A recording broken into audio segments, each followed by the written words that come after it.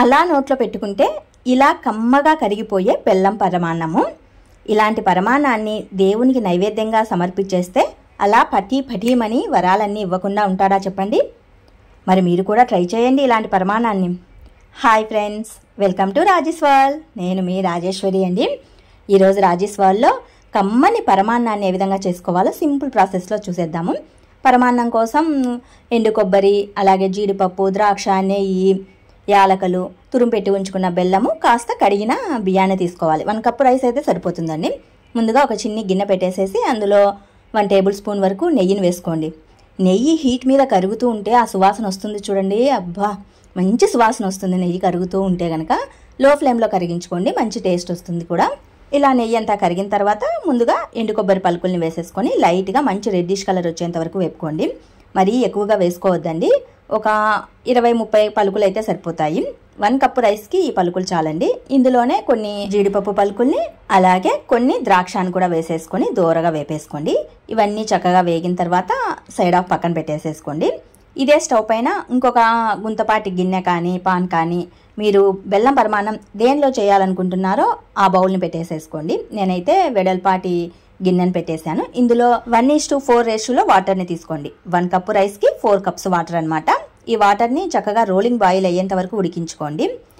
బెల్లాన్ని చూస్తూ ఉంటే కాస్త నోట్లో వేసుకొని చప్పరించకుండా ఉండలేం కదండి. నేను కూడా అదే పని చేస్తున్నాను. వాటర్ అంతా బాయిల్ అయ్యేంత వరకు ఆ బెల్లం ముక్కల్ని నోట్లో వేసుకొని నములుతూ ఉన్నాను.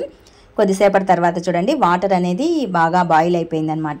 ఇలా చక్కగా మరుగుతూ ఉన్నప్పుడు నానబెట్టి ఉంచుకున్న రైస్ని వాటర్లో వేసేసుకోండి. రైస్లో వాటర్ ఎక్కువగా లేకుండా చూసుకోండి. కొద్దిగా ఉన్నా ఏం పర్వాలేదు, మరీ ఎక్కువ కాకుండా చూసేసుకోండి. రైస్ని అంతా వేసుకున్న తర్వాత 1-2 సార్లు చక్కగా కలియదిప్పేసేసుకొని మూతని కాస్త ఎల్తీగా ఉంచండి. ఎందుకంటే పొంగు రాకుండా ఉంటుంది. పొంగు వచ్చినా కూడా పొల్లిపోకుండా ఉంటుంది అనమాట. ఇలా ఎల్తీగా పెడితే కొద్దిసేపటి తర్వాత చూడండి, రైస్ అనేది బాగా దగ్గర పడిపోయింది. ఈ విధంగా ఉన్నప్పుడు తురుము పెట్టి ఉంచుకున్న బెల్లాన్ని వేసుకోండి. 1 కప్పు రైస్కి 1 కప్పు బెల్లం అనేది బాగా స్వీట్ కరెక్ట్గా సరిపోతుందండి కొలత ప్రకారం తీసుకుంటే. స్వీట్ ఇంకొద్దిగా కావాలనుకున్న వాళ్ళు ఇంకొద్దిగా ఎక్కువగా బెల్లాన్ని యాడ్ చేసుకోవచ్చు. బెల్లం వేసిన తర్వాత చక్కగా కలియదిప్పుతూనే ఉండండి. ఇలా కలియదిప్పటం వలన రైస్ అనేది మెత్తబడుతుంది, అలాగే బెల్లం కూడా ఈక్వల్గా కరిగిపోతుంది. ఇందులోనే 4 యాలక బుడ్డల్ని తల కొట్టేసేసి వేసేసుకోండి. మంచి ఫ్లేవర్ ఉంటుందన్నమాట బెల్లం అన్నం అనేది.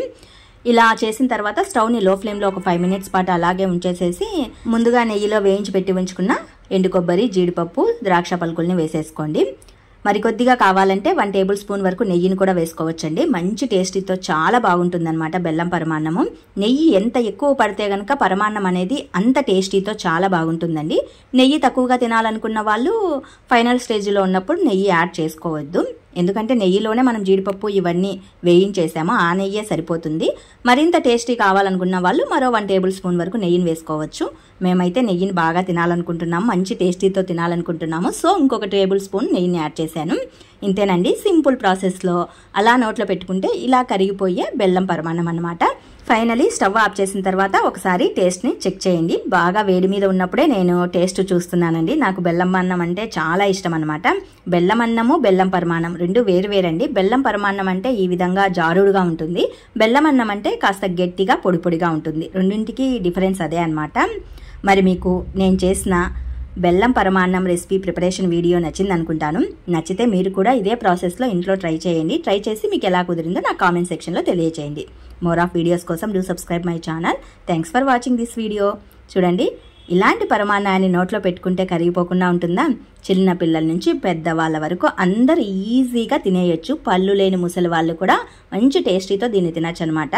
మరి లేట్ చేయకుండా ట్రై చేయండి మీరు కూడా. నేనైతే వేడి మీద ఉన్నప్పుడే తినేస్తున్నానండి. వేడివేడిగా ఉన్నప్పుడు బెల్లమన్నాన్ని టేస్ట్ చేస్తే ఆ రుచే వేరుగా ఉంటుందన్నమాట. మోర్ ఆఫ్ వీడియోస్ కోసం do subscribe my channel. Please ఈ వీడియోకి ఒక లైక్ ఇవ్వండి. Please support my channel. Thanks for watching this video.